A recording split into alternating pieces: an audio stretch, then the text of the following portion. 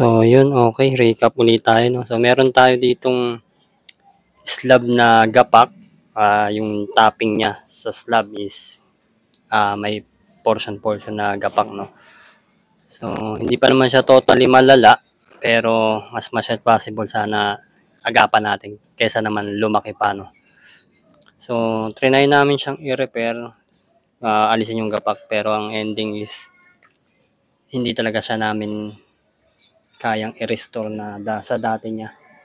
Either bakbakin siya ng tuluyan or hanapan ng band-aid solution. No? So, itong ginawa namin is band-aid solution lang, pero sa ganitong paraan is mas makakatipid kayo. Ubra naman siya, tingin namin. No? Kasi nung tinitik-tik namin yung gapak at aalisin sana namin is talagang madadamay si waterproofing dun sa ilalim ng topping at saka lalong lumalaki yung gapak kapag tinatanggal na namin yung portion na may gapak. No? Magdadamay-damay siya habang tinitik-tik nyo. Tapos magagasgasan pa yung yung waterproofing sa ilalim ng topping, di mas lalo pang malaking trabaho, tas mas mapapagastos sa repair. Titiktikin mo yung gapak, tapos papalitan waterproofing mo uli yung portion na nagasgasan o natiklap, yung na damage yung waterproofing kasi tutulo yun kapag pinabayaan mo. So napakalaking trabaho and ayaw naman namin gumastos din ng malaki dito, no. Naghanap kami ng mga solusyon. Actually, tagal din namin pinag-usapan to, no. Yung binigay naming materyales sa inyo, ang tagal kong hinanap yun kung ano bang pwedeng gawin at hindi masyadong magastos, no. Expected ko na kasi ilang beses ko na tinititigan to. May mga gapak na talaga, lalong lalaki to. So, ang ginawa namin is nagtapping na lang kami dito ng mortar uli, no? Pero hindi ordinaryong mortar ang ginamit natin. Pwede siya sa manipisan, mga 2 to 10 mm na mortar. Pahid namin dito. Pwedeng pahid, pwedeng screed. And then yung mortar mas pinatibay pa namin, no? Nilagyan namin siya ng admixture na anti-crack at saka anti-moisture, scratch resistant, yun. Tapos ito kinabukasan na to no. Inobserbahan ko, mukha siyang mas matigas naman nga ng dihamak kaysa dun sa ayun, no? Mas matigas siya ng dihamak kaysa sa ordinaryong halo na semento, no.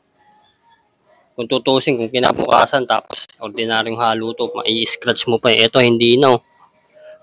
Pwera na lang pag pwersahin mo talaga. Pero tigas siya. Tsaka manipis lang talaga.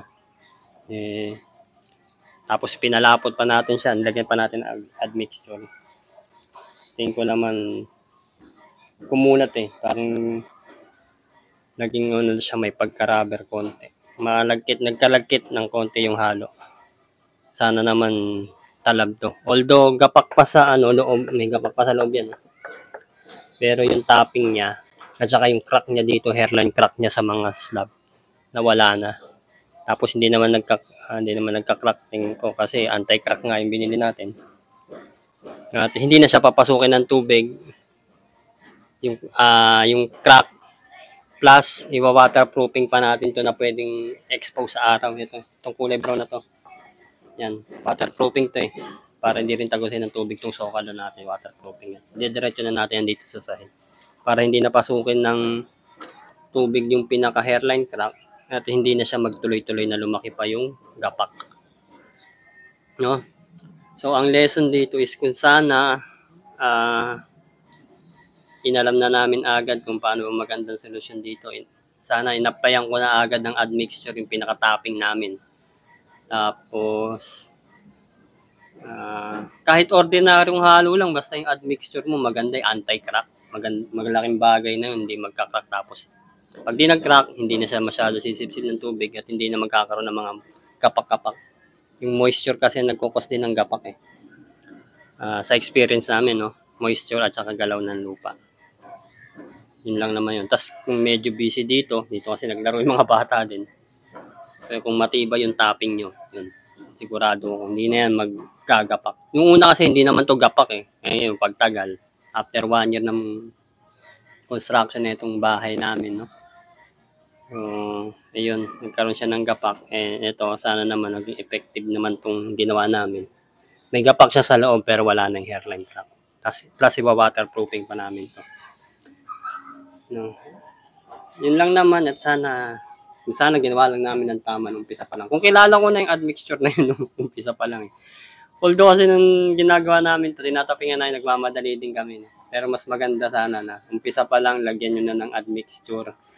Tapos gandahan yung halo. Kung may kapambili kayo ng mortar na specialized mortar na hindi nagka-crack, mas maganda. Ito 10mm to, ubra na to, yung mortar na to namin. Pero medyo magastos kasi yung bili ko dito sa mortar is mga 500 plus. Ready mix na siya, hindi ka na magbibista, hindi ka na yun ang pantatapin nyo. Pero kung malakihan na yung area, magiging magastos. Pero yung admixture na binili namin, tingin ko ubra na yun, ihalo nyo sa pangtataping nyo. No? So yun, mga maling ganawa namin. Ngayon tuloy, nagsasuffer kami sa gapak. Sana lang hindi magtuloy ito. Solusyon namin, waterproofing na lang, tapos itong yung mortar na yan. Band-aid solution, pero matipid. Hindi kami gumastos na malaki, hindi kami naggastos sa labor, sa pahakot, tapos yung kalat mo, ipapahawling mo pa kasi ang dami niya kapag tiniktik mo. Tapos, labor cost, materials, no? Napakalaking gastos. Ito, matipid na paraan. Sana na nakuhaan nyo ng ideya. At sa mga susunod na patayo nyo, hindi nyo nagayahin itong ginawa namin.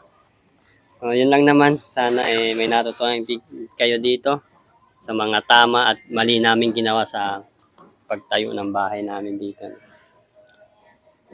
So yun, abangan nyo pa kung update din namin kayo kung may mangyayari dito.